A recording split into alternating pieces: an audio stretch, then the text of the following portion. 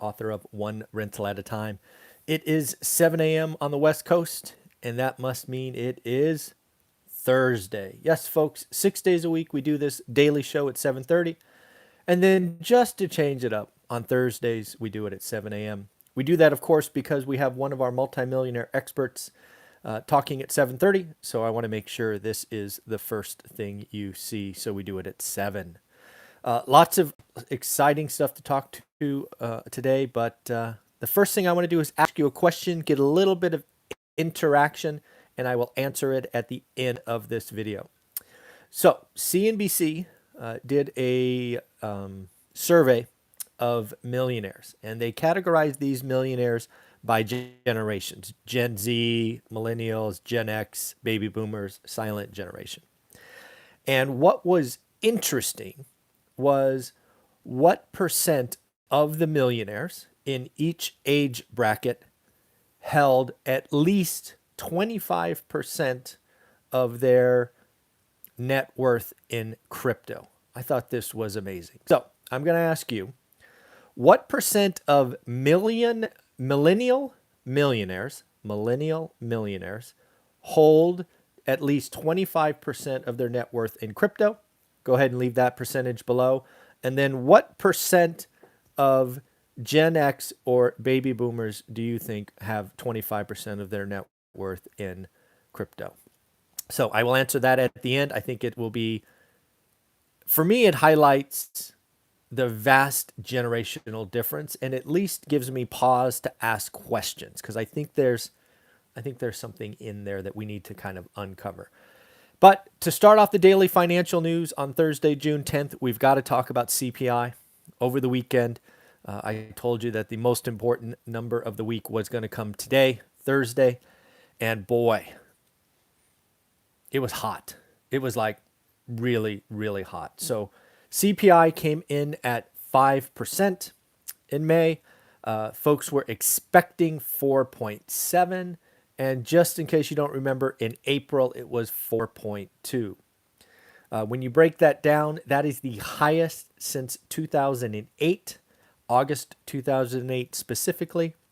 It's interesting to note, August 2008, before the start of the financial crash. That ought to give you pause, right? We were right at the tail end of a boom. Kind of interesting to think about. Core, which actually excludes highly variable food and energy or gas, was actually up 3.8. That is also above expectations, which were 3.5. And unlike the headline, which again was 5%, core, this had to get the Fed's attention. Core is the highest in 28 years.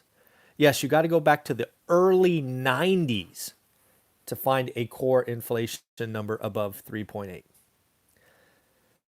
It's quite obvious that there's too much cash, too much money, too much credit in the system chasing too few goods. Now, yes, a lot of that will be transitory. Again, used cars last month, I think it was 10%. This month, 7.1. So yes, some of that will work itself out. But I want to remind you that inflation, it could be really made up of several aspects. There is kind of supply chain disruption. Yes. There is kind of commodities, and we've seen lumber come down, for example. Yes. But there is wage inflation. Wage inflation is sticky. Once it's up, it generally speaking doesn't come down. Think about, I think it was yesterday we talked about Chipotle.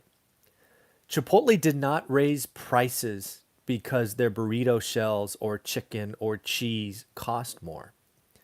They raised prices 4% because of wages. Wage inflation. Now, again, wage inflation, as I've said for several months now, is here. It is sticky. It is net good. We are bringing up the bottom rung of the service industry. So just realize there is a price to pay. Next up, we've talked about jobless claims for more than a year. Thankfully, it is still under 400,000. The trend down continues.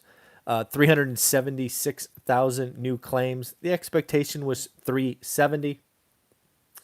Yeah, close enough to be okay. Again, we get to about 250. That is pre-crisis levels, just for comparison's sake. So again, not quite there, but again, heading in the right direction. Found a report from CoreLogic. CoreLogic does a lot of real estate oriented reports and forecasts and things of that nature. What I wanted to highlight here is if you're following the one rental at a time strategy mantra, you're doing the work, you're adding rental units, specifically single family homes or fourplexes and below. I want you to realize you are changing your future. CoreLogic, just this year, so what is that, 6 months and 10 days? If you own 1, 2, 4, 10 single family homes, generally speaking, you are doing all right. According to CoreLogic, homeowners have added $2 trillion to their net worth. That is roughly speaking $33,000 per home. So if you own 1, if you own 2, if you own 3, you've added $100K to your net worth in 6 months. And oh, by the way, if you follow what I talk about, you have fixed rate debt and it cash flows. You are winning. If you want to change your financial future, conservative financing, fixed rate debt, hold for the long term. One rental at a time in a nutshell. It does take hard work, but thankfully the market is loosening up. Students in the course, How to Get Started One Rental at a Time, are doing more deals, writing more offers. I'm excited. We have that goal of 500, and I think we're going to get there, even though we're only 10 days in. I'm starting to feel pretty good. Black Knight. Black Knight is the servicer who has been tracking the forbearance numbers. I think they peaked at 4.1. They stuck about 3.2 to 3.4 million for a long time. Well, they are now at 2 million. Folks, this avoidable foreclosure is going to, again, likely wipe out at least half of that, if not more. So the big wave, the big housing crash, idiots on YouTube, it's not happening. In fact, the housing forecasts that I have seen and I have talked about and I have shared with you kind of go like this. 2020, let's call it 15, call it 12, whatever you want. 2021 will be less, 7 or 8. 2022 will be less, something like 3 or 4. And something in 2023 will be 1 or 2. We are going from 100 miles an hour to 40 to 20 to 15. Those numbers are not negative. They are not crash, but some people on YouTube are going to talk about a crash. I can already see the headline. Housing appreciation crashes 50%. Well, if you go from 15 to 8, yeah, I guess that's kind of 15. That's 50%. I'll take 8% appreciation on our rental home. So keep doing the work. Only do good or great deals. If you need help with that, link below for the course. Check out what other people are doing. A couple of earnings calls I told you that were important on Sunday that I wanted to look at. First and foremost, GameStop. I actually don't know what I expected. No, I do know. I expected them to announce something. Excuse me. Their earnings call was about 15 minutes long. No questions. Frankly, that's not a good look. The only thing they really told us is we want to issue more shares. They want to issue 5 million more shares. It's the cheapest form of debt. They're running basically a brick and mortar business. They're hiring a bunch of executives from Amazon. But damn, I mean, really? That's the stock you want to go to the moon? Pretty crazy. RH, Restoration Hardware, I believe is what it used to be called. They are basically a high-end furniture store. I talked about them over the weekend. They beat top and bottom, top revenue, bottom earnings, and they see no slowdown in the future. They have seen a slight improvement in supply chain, but only slightly. Their CEO, again, R&H CEO, in the question and answer session, said he expects the consumer, you and I, to possibly act like the roaring 20s, with exuberant consumer behavior. When I heard that, I'm like, oh my God, he is expecting people to spend, spend, spend. He's probably right. We like to spend money. Don't do it. Invest. Read a little bit more about the RV maker Thor Industries, which I think came out on Tuesday. Turns out, for the first time, they have $14 billion in backlog. They basically have sold out of everything they have produced, or will produce the rest of the year. That's a hell of a backlog. So back to the question that I started with. What percentage of millennial millionaires hold at least 25% of their net worth, which again, if you're doing the rough math, worth $1 million, how much of that is 25%? That's 250 grand. I was shocked by this number. Shocked. 47% of millennials, right? The younger age group, my daughter's age, which makes me old. 47% of millennials who are millionaires, right? You got to add that on, hold at least 25% of their net worth in crypto. What? But that just goes to show the generational change, right? That generation grew up with the phone, right? The iPhones and the smartphones and all of that. Where older millionaires, they just said older, so I'm going to say like baby boomers and silent generation.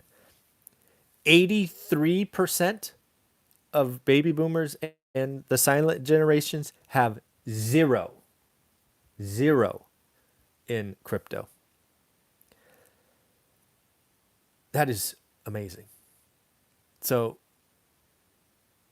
I think we, the older people who think crypto's a scam and crypto's this, that, the other, we have to realize there's a whole generation behind us that don't feel that way.